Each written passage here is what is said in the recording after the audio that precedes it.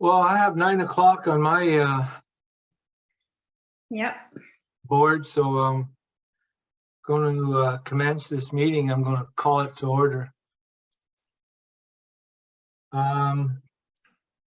We've all reviewed the agenda. Declarations of conflict, anyone? No. I see none. Adoptions of the previous minutes. I can move. I need a mover. Thank you. I'll second that. Move on to our fifth order of business. Business arising from those minutes. Does anyone have anything? I have one, just wondering about the update on what's happening with the project that's going on Haynes and Hawkins Street that you had referenced last month. Yep. Maybe Chris has an update for us. Yeah, last that I spoke to Chris Kirby from Tulloch Engineering, it's that they're stuck waiting for locates right now before they can start the digging. So there's a big delay on locates just kind of across the board. So that's what they're waiting for at the present moment. But as soon as they have that, apparently JI is ready to mobilize and start breaking ground and get that started. Okay, we'll watch for that. That's all I had, Jim.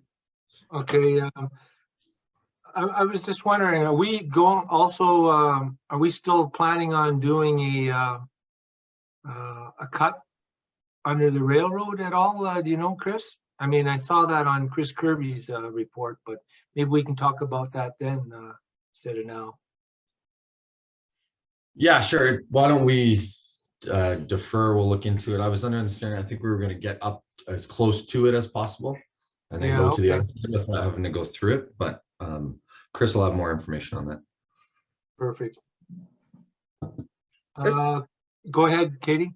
So just to further elaborate on that, we're going to see what happens after we finish this piece of the project. Then we'll be able to camera, we're hoping, underneath the railway, and then we'll be able to move forward from there once we have a better visual. We're blocked because of where it's broken right now, where we're looking at the fix. Yeah. I always held it as, Katie, you know, if we actually had a damage under the track, then there would be no alternative, correct? You know, instead of getting all this pushback from the railway. That's correct. That's correct. Okay. Moving on. And through you, Mr. Chair, I'm not hearing a lot of trains going by these days. My house shakes. My house shakes when the train goes by. So they're few and far in between, but they're driving much slower again. So if I remember correctly, they were looking for another handout, government back a while ago, and I don't know if they received it or not. So again, there's probably maintenance on the railroad track that'll be needed. Public presentations, we have none. Administration reports. This is my favorite part. I don't know if Chris, I don't see his name up here yet. Katie, do you know if he's attending? Chris Kirby? Yes. No, he's not attending. No, we have all of the information that's on these. If you have questions, we can certainly answer them. Okay, let's go to 7.1 of the Tulloch's report. Quite a bit active, still ongoing. Madam Mayor, any questions? Well, I like the idea of, and this is really nice having those that are in red, because they do highlight the changes. It might be something that we could do with our ongoing projects as well. Because I find every time I go through the list, I'm going, okay, what's different, what's different, what's different? But by having a different font color, it does, you know, bring it out to the open. So, you know, I can see that all of these are definitely active, and you know, also I can also see that they're going to be coming into our budget process very soon. So I don't have any question. I think this is fairly self-explanatory. More of a comment. Katie, I saw your hand come up. Yeah, we had discussed changing the color on our reports previously, but as per AODA and having our website and having our meetings fully accessible, the color won't work. We could look at doing possibly highlighting them. Right now, all we do is update the date. So if you go through, you'll see the date. The current date has the changes, but we weren't able to change the color based on the AOD regulations that are set out by the province for our website. Okay, thank you for that. Okay, we're moving on to 7.2, our fleet management asphalt hot box and their RAP brochure. Chris, do you want to have any input, or I've gone through it, Madam Mayor? I've gone through it too. I guess through you, Councilman Dunbar, just if you had any questions on the information that was listed in there, I'd be available to answer. I guess, you know, this is going to come to a budget requirement, and I really would like to see, I'm really into the, you know, reclaiming our own asphalt.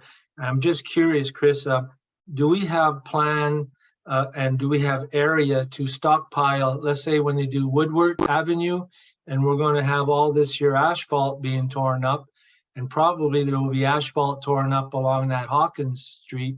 Are we going to utilize that asphalt, or is this, Katie, I know sometimes into a contract with the attender, sometimes they have first dibs on it.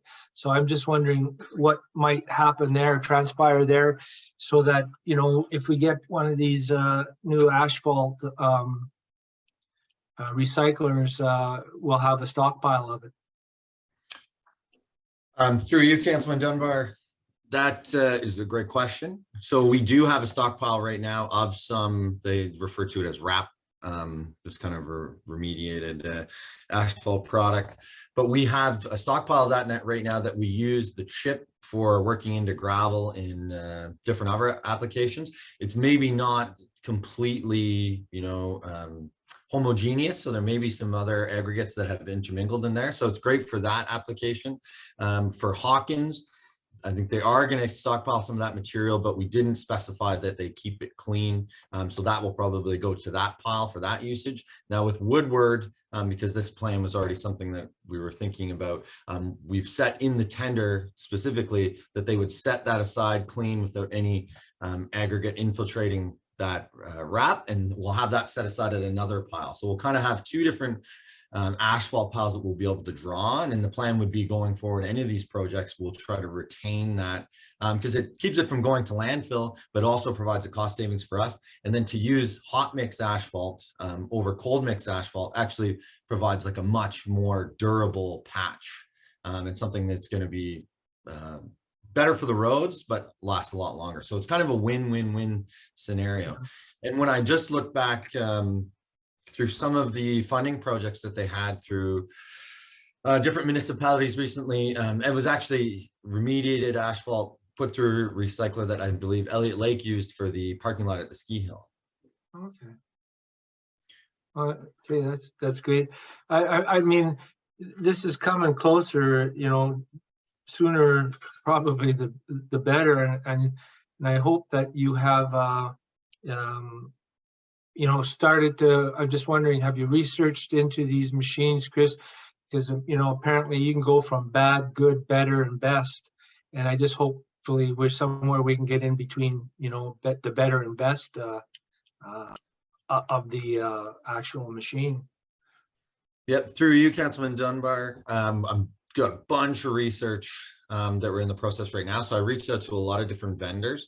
One of them is the exclusive vendor that they use in Huron Shores. So they've got experience with them. Just getting quotes, looking at the different solutions, and then, you know, what can these different products offer? So a lot of research in the background. Obviously, before I wanted to even present this as a suggestion, I want to make sure that it was feasible. And now it's just looking at what's the best option for equipment for us specifically. We're looking at if we can find one like a stationary where we can just set it up somewhere here on the yard, because I think we can save some money there. It doesn't seem to be a lot of them out there, but most of them are a trailered option, which still prevents some benefits as well. But there's quite a few municipalities that are doing something similar now. So we're talking through the vendors and hopefully through some other municipalities and public works departments, we can get some more information. So I have, I think it's the public services director from Kenora that's supposed to give me a call in the next little bit. I got put in touch with them through one of these dealers. So we're doing a bunch of research, and I did definitely confirm that our exact plan for the asphalt that we have is definitely feasible, and it's going to be perfect application for what we have. And then one of the potential benefits as well could be if we have a sufficient supply of wrap in our yard that exceeds what we're going to need to use in the, you know, kind of long term, because we'll have to project and see. But we could essentially offer that up to surrounding municipalities as a source of hot mix asphalt for them to use, because I know that Huron Shores has a hot box, so they can take that a load, and that'll be good in their hot box for up to 3 days. Super. Madam Mayor, I saw your hand up. Thank you. Thank you through you, Chair Dunbar, to Chris. I just wondered where the asphalt is being stored until use. Through you, Councilman Dunbar, to you, Mayor Hagman, it's in the town pit. We have it just over here. Okay. So for a lot of contracts, it actually can represent a cost savings because they aren't hauling it as far, and it also keeps it out of our landfill as well. Thank you. Katie, go ahead, please. Yes, thank you, Chair Dunbar. I want to just confirm with the members of this committee that we are looking at purchasing the hot box in this budget of 2022, just so you're aware, with the cost savings that we found from the sweeper, based on the pricing. If we can get it cheaper now while we have the funds available, we're going to move forward through Chris's research. So just so you're aware, that won't be going to council. As you know, we are lame duck, but there is a pocket of money that is in the budget, and there will be a full report to the new council as to what that money was spent on and the savings achieved. Thank you, Ms. Scott, for that. Chris, go ahead, please. Through you, Councilman Dunbar, just to add to what Katie's saying is it is kind of the deal season for these pieces of equipment. So even this weekend, over the weekend, I had one of the sales guys contact me and say, listen, you know, we quoted you on 3 different lightly used pieces of equipment, but which one are you really interested in? Because we're getting calls from all over and our sales guys are doing their job. So I had them set aside that one. So it is pretty important that we move ahead with this because we can get a fairly substantial deal and then move that excess funds towards that hot box recycler, or not the hot box, but move that towards the recycler itself. Okay, that's good. I've never been in this position before here with the Public Works, so I excuse me for this here, but I just want to go back to 7.1 here again, if I may. Just a question, and it's pertaining to the, I believe it was the tennis court, the resurfacing. Were we, and they're saying they're utilizing, is this just as a price way to figure out for the actual tennis court surface? Because they're saying asphalt, and I thought we were going to use a special surface over there. Maybe Mayor Hagman, do you know No, what? Through you, Madam Chair, Chair Dunbar. I have completely removed myself from asking any questions on the tennis court because of conflict of interest. Well, then maybe I'll put that to Ms. Scott. I think they're just using it as an analogy for a cost, maybe. So through you, Chair Dunbar, to confirm, no, it will be used as asphalt. The surface treatment that was originally looked at is much too expensive, and we've been corresponding with Sault Ste. Marie, who's redone their courts for best practice and utilizing some of their plans to also save us money. This project has seemed to be pushed back on TELUC's list. There's, as you can see from the list, there's a number of projects that are on the go, and some are delayed And we have specifically requested that their time be spent on Woodward and Haynes and pushed back on the recreation at this point. We'll be carrying that over into 2023. That's where we stand at this time with that project. The higher priority projects have taken precedence over this one. All right, thank you for that, Ms. Scott. And we'll move on to 7.4. Or sorry, 7.3, right? Oh, yeah, 7.3. Public Services Report. It looks like you're getting busy and you're getting ready to bundle everything up for winter, Chris.